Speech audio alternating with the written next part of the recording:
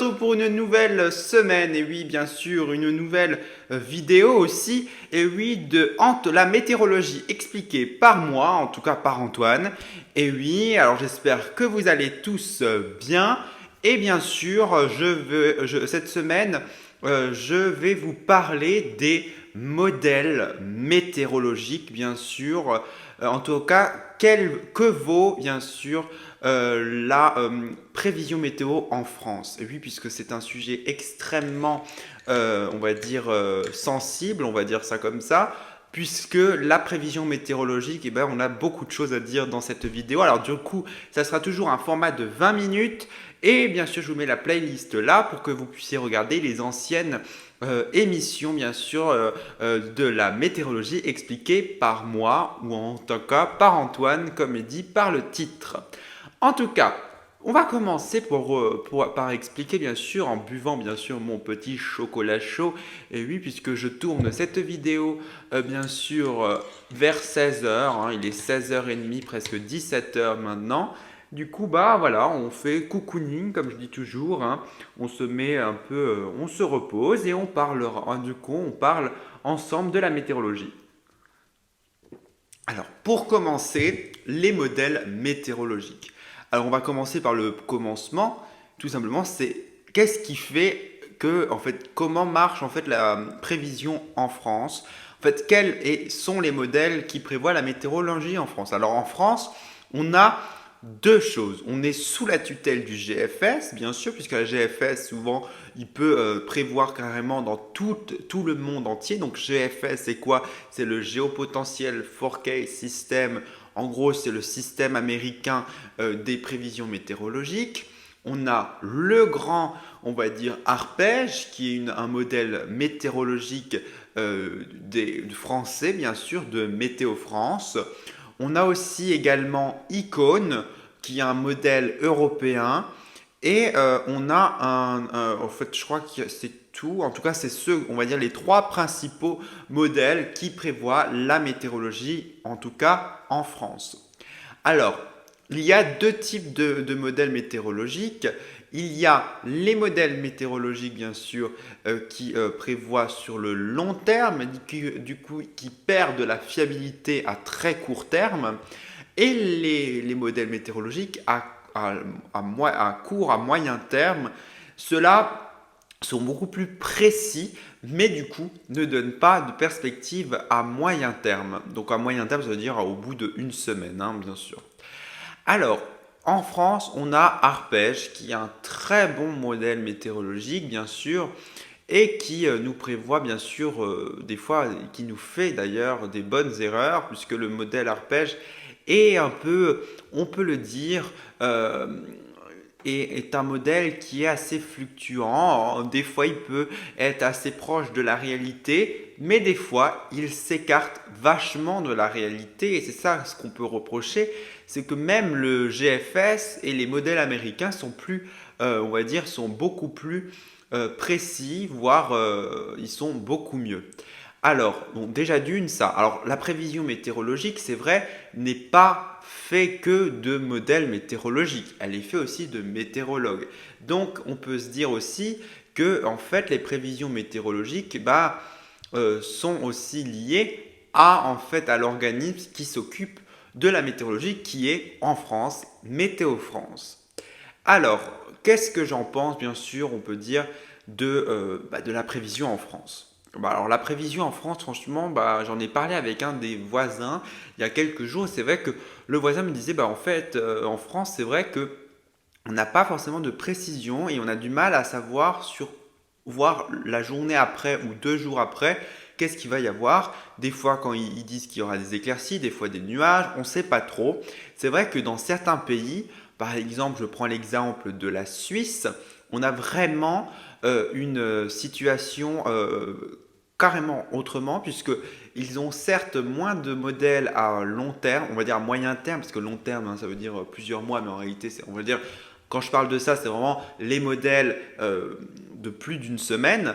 Et ils ont des modèles à 3-4 jours, mais ils ont une certitude quasiment de 98% c'est en Suisse, bien sûr, où ils ont en montagne, bien sûr, où ils ont vraiment une fiabilité assez grande. Ils peuvent vraiment dire les millimètres, la quantité de neige qui va tomber dans la journée, un peu. Alors bien sûr, il y a un petit peu d'erreur, mais je veux dire, c'est vraiment d'1 à 5 centimètres. Souvent, les erreurs, c'est vraiment des petites erreurs. En France, qu'est-ce qu'on a? Bah franchement, on est vraiment mal loti parce que quand vous regardez Météo France, bah, ils nous disent en fait, ils savent que finalement faire des probabilités de pluie. Donc on est vraiment un peu, je dirais, à la ramasse parce que on n'est que capable de prévoir, on va dire, la potentielle probabilité de pluie, hein, qui est parfois parlé de probabilité de pluie, c'est-à-dire la chance qu'on a de la pluie, et parfois on a des prévisions, on va dire, ce qui nous montre à la télé, c'est la probabilité, en fait, l'étendue des pluies. Et ça, c'est différent. C'est vrai que certaines prévisions, c'est l'étendue de pluie, des fois, c'est vraiment la vraie probabilité des pluies. Mais en tout cas, on n'a pas de millimètre qui dit, bon, bah voilà, demain matin, on aura 1 à 3 millimètres de pluie. Vous voyez, et ça, on n'a pas en France. Alors qu'on devrait, on a quand même Météo France, l'un des piliers de la météorologie en France, qui est quand même pas mal, qui nous permet quand même de faire des bonnes études, d'avoir une prévision quand même plutôt bonne. En fait, entre guillemets, de façade, puisque quand on regarde, eh ben, en fait, il n'est même pas, on va dire, capable de dire combien de millimètres il va pleuvoir.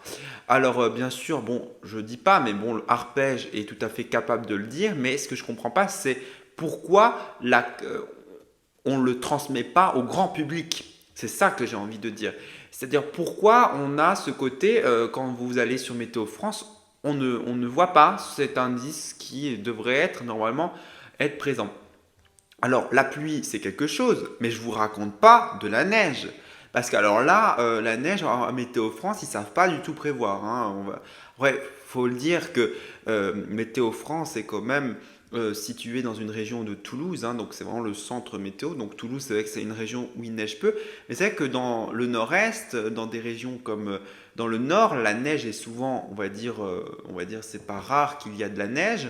Donc bah, quand souvent on ne peut pas, en fait on ne sait pas, en tout cas le grand public ne sait pas combien il va y avoir à peu près de neige. Est-ce qu'il y en aura 1 centimètre ou 5 centimètres? Et oui, on ne sait pas, bon bah, comme c'est les régions de plaine, on ne sait pas, bah, je suis désolé de le dire, mais le Météo France, c'est son job normalement de dire la quantité approximative. Bien sûr, on ne va pas leur demander, il va faire 27 cm,7, hein, bien sûr, c'est pas possible, mais au moins avoir une fourchette quand même, puisque c'est ça normalement, c'est pour que si on avait au moins une fourchette, on pourrait savoir si oui ou non on aurait ou en tout cas, on pourrait prévoir mieux bien sûr nos déplacements. Or, ce n'est pas le cas à Météo France. Donc, bien sûr, il faut le reconnaître quand même que Météo France a un temps de retard. Malheureusement, sa devise, c'est toujours un temps d'avance. Et bon, voilà, c'est un temps de retard sur ce point-là parce que, bien sûr, elle s'améliore de mieux en mieux depuis ces dernières années. Alors, Météo France, bien sûr, il y a en gros, c'est le système public, puisqu'il y a quelques chaînes privées qui font la météo. Par exemple, je parle de la chaîne Météo, hein, que je vous mettrai le lien d'ailleurs en description. C'est aussi des bonnes prévisions. Et souvent, eh ben, on voit qu'ils sont beaucoup plus. En tout cas, elle transmet l'information beaucoup mieux que Météo France.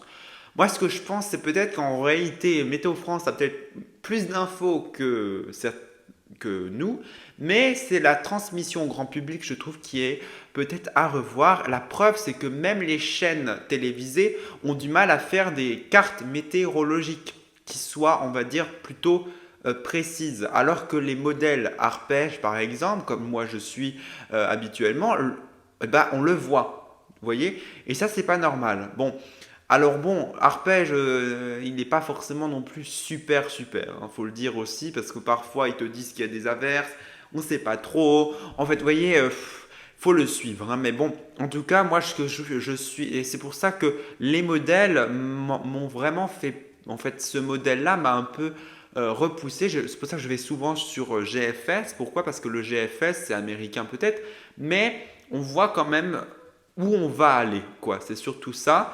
Et on voit que quand on va dire on a une zone où il y aura peu de pluie on va dire dans l'heure, on sait que la probabilité de pluie est quand même plutôt faible par rapport. Alors qu'Arpège, pas du tout. Par contre, il est beaucoup plus précis, et ça c'est normal puisque c'est un modèle, on va dire, de court terme. Il est beaucoup plus précis à l'échelle locale. C'est ça qu'il faut reconnaître, c'est que Arpège est beaucoup plus précis dans ce côté-là parce que GFS est trop étendu et c'est plus au niveau d'une région, hein, d'un département qui va vous prévoir la météorologie en tout cas. Donc voilà, donc qu'est-ce que je voulais dire? Eh ben, c'est tout simplement que bah, on a encore un temps de retard quand même sur la situation, on va dire, il faudrait vraiment améliorer ça. Bon, je vais pas dire, mais ils vont en fait, ce qui est bien et ce qu'ils vont améliorer à Météo France là, dans les prochains temps, j'ai vu ça sur Twitter en fait cette semaine, c'est qu'en gros, on aura un système d'alerte sur votre téléphone, en gros, où ils vous diront, il y a alerte de orange, et ça c'est génial parce que souvent, bon bah, si vous regardez pas la télé et les cartes météo comme moi, bon bah, vous êtes un peu exclu. Au moins là, tout le monde aura, un peu comme aux USA d'ailleurs. En fait, on s'inspire beaucoup en France, je pense, des États-Unis. D'un côté, c'est bien, de l'autre, pas forcément, hein, puisque les prévisions sont pas trop non plus les meilleures. Alors, il faut dire aussi que le temps en France est très compliqué à prévoir. C'est aussi un deuxième fait, parce que en gros, on est dans la façade ouest, donc on est les premiers à recevoir les tempêtes. On va dire les premiers, on va dire avoir les signaux. Puisque ce qui est, en fait, chez nous, c'est peut-être une averse, mais si plus loin, on va dire, plus on se décale vers l'est, ça va se transformer en perturbation. Donc, quand nous, en fait, pour ça, c'est très compliqué, je pense, pour les modèles de savoir le temps en France, puisque pourquoi, en fait, souvent les gens se plaignent, c'est parce qu'en fait, au lieu d'avoir un temps gris, on a quelques éclaircies, mais du coup, le temps paraît plus joli, voire il est joli en fait. Donc c'est pour ça que j'ai un peu de mal à me dire bon bah en fait c'est pas qu'il se trompe, c'est en fait en réalité c'est que la météo est plutôt complexe à prévoir. Alors mais c'est vrai que c'est pas trop normal normalement qu'on ne puisse pas avoir ces informations là. Alors moi, je vais vous conseiller un truc météorologique si vraiment vous voulez. Ça s'appelle Météo Média. Météo Média, c'est un organisme, en fait c'est la météo comme Météo France, mais au Canada. Et au Canada, en fait, vous avez une application de Météo Média et vous marquez votre ville comme chaque fois. Et là-dedans, vous allez avoir justement ce qui manque à Météo France, c'est-à-dire les perturbations. En fait, ils vous disent les millimètres. Par exemple, chez moi, je vais aller juste sur mon téléphone euh, pour vous dire, hein, mais là, par exemple, aujourd'hui, ils prévoient chez moi, par exemple, ils vous disent qu'il va pleuvoir, vous voyez, mercredi, il pleut entre 10 et 15 mm. Donc, on a une petite fourchette, on s'attend à, voilà, et il va neiger ce jour-là 1 à 3 cm. Donc, une petite couche de neige sera possible dans la journée. Ce qui est génial. Météo France, vous avez juste la probabilité, ce qui est trop peu. Encore une fois, on ne peut pas se permettre que d'avoir une probabilité. Et ça, c'est vraiment, s'il y a quelqu'un qui m'écoute, qui est de Météo France, voilà, j'ai envie, si possible, qu'ils améliorent ce système-là, parce que je pense que si ça se trouve, en fait, c'est pas Arpège ni les modèles, si ça se trouve, en fait, c'est juste la communication au grand public, ils veulent peut-être pas le dire, bon, pourquoi, on ne sait pas, mais en tout cas, j'aimerais bien que Météo France mette des millimètres au lieu d'une probabilité, je pense que ça sera quand même une grande avancée. Parce que quand même, en Suisse, pardon, ensuite, non, pas ensuite, hein, en Suisse ou en Autriche, ils ont 98%, il s'est calculé la probabilité que demain ou après-demain, c'est ça. Et c'est quasiment tout le temps pareil, donc c'est vrai que c'est fou, alors que nous, des fois, ça varie. Au plus faible, ça peut être 70% de probabilité que ce qui se passe, 70%, donc il y a quand même une marge d'erreur de 30%, ce qui est énorme. Et au plus haut, c'est 90% quand même. 95, mais vraiment, quand c'est vraiment beau temps et qu'il fait machin. Mais vraiment, on a encore du progrès à faire là-dedans. Et aujourd'hui, je voulais vous dire vraiment, vous expliquer un peu comment ça marche, tous ces modèles météorologiques. Parce que c'est vrai, les gens râlent beaucoup. Parce que bon, c'est vrai que d'un côté, des fois, on peut les excuser. D'un autre côté, ils peuvent s'améliorer aussi, hein. Moi, je suis désolé de dire, il faut qu'ils s'améliorent, puisque bah, je trouve ça pas normal que dans un pays comme le nôtre, on n'est même pas capable de savoir quel temps il va faire demain. Alors c'est surtout le gros problème, c'est la chronologie aussi des modèles, parce qu'en fait c'est ça qui se trompe le plus souvent. C'est pas le temps, c'est la chronologie. La chronologie, c'est quoi? En fait, c'est tout simplement quand va arriver la perturbation.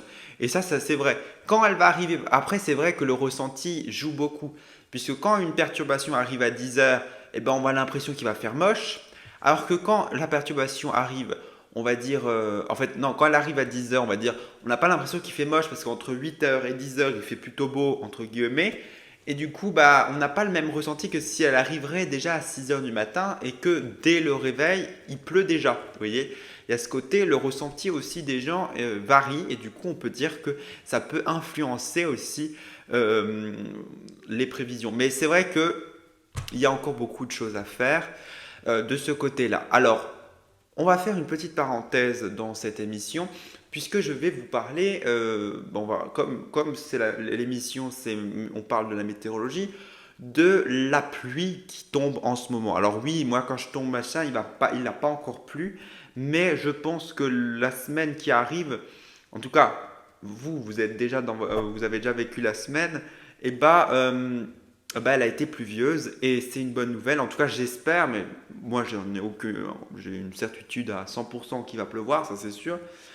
Voilà, et c'est dingue parce que vraiment on passe du coq à l'âne. C'est-à-dire que je vous avais parlé la dernière fois de sécheresse. Bah là, en fait, presque on a des inondations dans certains secteurs. Alors, ce qu'on voit quand même, c'est que le sud-est est quand même un peu exclu. Hein, donc c'est une bonne nouvelle d'un côté, mais sachant que quand même la Corse est quand même, on va dire, il pleut là-bas quand même un peu. Mais alors dans le nord-est, je peux vous dire, il va pleuvoir une centaine de millimètres en 4 jours, ce qui est énorme. C'est plus d'un mois de perturbation en fait, voire presque un mois et demi hein, de perturbation en laps de quelques jours, alors qu'il n'a pas plu pendant plus de 30 jours. Donc c'est un truc de dingue, ce qui arrive en ce moment. Voilà, donc voilà, alors pour revenir bien sûr au modèle météorologique, bah voilà, alors pourquoi je vous parle de ça? C'est parce qu'en gros, comme moi je vous tourne ça avant qu'il pleuve, et on a vraiment eu des retournements de situation, des modèles qui d'un coup disaient que l'air froid gagnerait, du coup ça serait de la neige mercredi. Un coup, il disait que mercredi dernier, il y avait une grosse pluie. Donc on voit bien sûr que même encore de nos jours, on a vraiment du mal. Alors que c'est 3 jours avant. Et 3 jours avant, non, la probabilité devrait être beaucoup plus grande, voire on devrait avoir un peu, en tout cas, peut-être pas la chronologie pile, mais au moins on pourrait savoir s'il neige ou pas, quoi. C'est surtout ça, parce que moi c'est ça qui est dingue, c'est que un coup il neige, un coup il ne neige plus. Alors moi je suis désolé de le dire, mais ça c'est pas normal. Au bout de 3 jours, on devrait savoir si c'est de la neige ou de la pluie au moins. Hein. Même si c'est le matin, l'après-midi, on s'en fout, mais au moins qu'on sait si c'est la pluie de la neige, ce serait quand même. Et ben là, on ne sait même pas. Hein, donc super, super. Voilà, les prévisions, c'est vraiment le top de chez top. Allons en Suisse. En plus, en Suisse, c'est 98 en montagne. Donc ça veut dire qu'en montagne, il faut savoir qu'en France, en montagne, c'est plus difficile aussi de prévoir la météorologie. Alors qu'en plaine, c'est un peu plus facile. Alors ça dépend des endroits. C'est vrai, ça dépend des endroits. Tous les endroits ne sont pas pareils. Mais c'est vrai que c'est pas normal. Voilà, bon, je voulais juste vous dire ça, un peu, on va dire le coup de gueule de la semaine. Le coup de gueule de la semaine. Et voilà, donc buvons un petit chocolat chaud. Voilà, en même temps, on se repose, on parle de météorologie, ça fait du bien. Voilà, hein. Voilà, comme ça, au moins, on largue notre sac de météo, comme voilà, de la semaine. Et comme ça, on repart pour la semaine bien requinqué. Voilà. Voilà, hop. Voilà, donc je vous laisse sur ce. Je vous souhaite une très bonne semaine à tous. Et c'est ça la météo!